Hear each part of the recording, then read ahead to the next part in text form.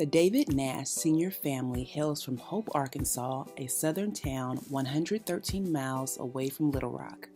Its current population is a tad over 10,000 residents, mostly African American. Hope has two distinctions: the hometown of the U.S. 42nd President, William Jefferson Bill Clinton, and the home of the largest watermelons in the world, one weighing in at 268 pounds. Like other southern cities during the 1950s, Hope was steeped in the mores, the customs of Jim Crowism, what whites called separate but equal treatment of African Americans in railroad cars, segregated schools, housing, public places like restaurants and job opportunities, among other practices. David Nash Sr. was a black farmer who both worked with his own land and sharecropped the land of others. One day, he disagreed with the white operators about the size of his crop. He wasn't humble or submissive, but with his gift for stating his point of view firmly of any issue, he disputed the account of these white men, the equivalent during that time of calling them liars. A lynch mob was chasing David Sr. His son, David Jr., shared this family account. The adult extended family jumped into action. In the still of the night, my father was sent to Texarkana, Arkansas, leaving behind my mom, Mildred, and us 6 children. Don Jr. and Patrice would be born in Los Angeles some years later. I was about 8 or 9 years old at the time and did not fully understand all that was happening. I just understood that the family had to get Dad away. I remember talk of a handgun in the house with U.S. inscripted on the side, a relic of World War I owned by my grandfather. But the family knew that the gun was little protection against a lynch mob, David Jr. said. David Nash Sr. moved to Los Angeles, living with his mother-in-law, Ma Burdell Cooper.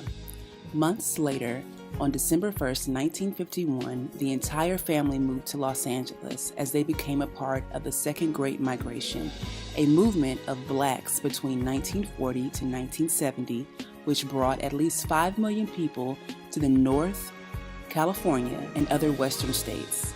Of course, the Great Migration roughly between 1916 to 1940 resulted in the movement of 6 million African Americans from the Deep South to the Northwest, Midwest, and West.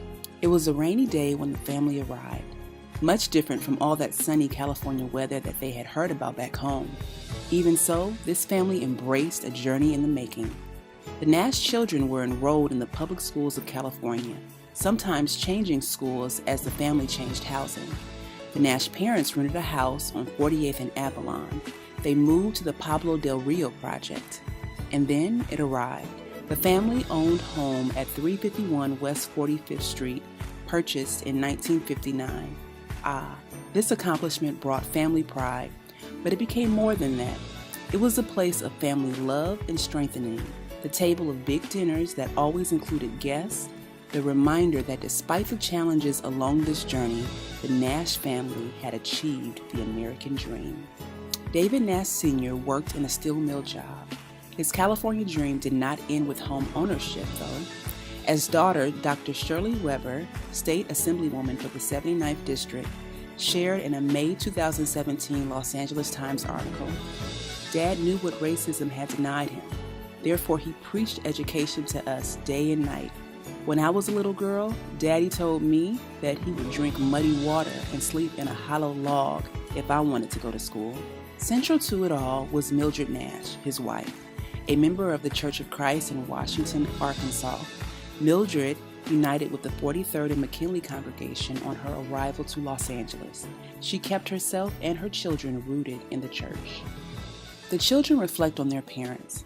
On Sunday mornings, we knew we had to get ready for church and be ready when it was time to go, said daughter Emma Wilson. Mom was always organized and timely, traits that we children hold today. At one point, her mom taught Sunday morning Bible class. During the genesis of the bus ministry, on Sunday mornings, Mildred Nash gathered neighborhood children at her house and made the bus ministry drivers pick them up for Sunday school and worship at Figueroa. When new young members arrived at Figueroa to attend college or to begin their profession, she became their mom away from home. Figueroa members Larry Smith and Mary Boykin, among others, were beneficiaries of this kindness. Emma went on to say that when her father arrived home, dinner was ready and everyone abided by family protocol. No one ate until Dad tidied himself from work and took his seat at the table. Then the family ate together. Daughter Gertha Williams recalls that her mom immersed herself in church activities.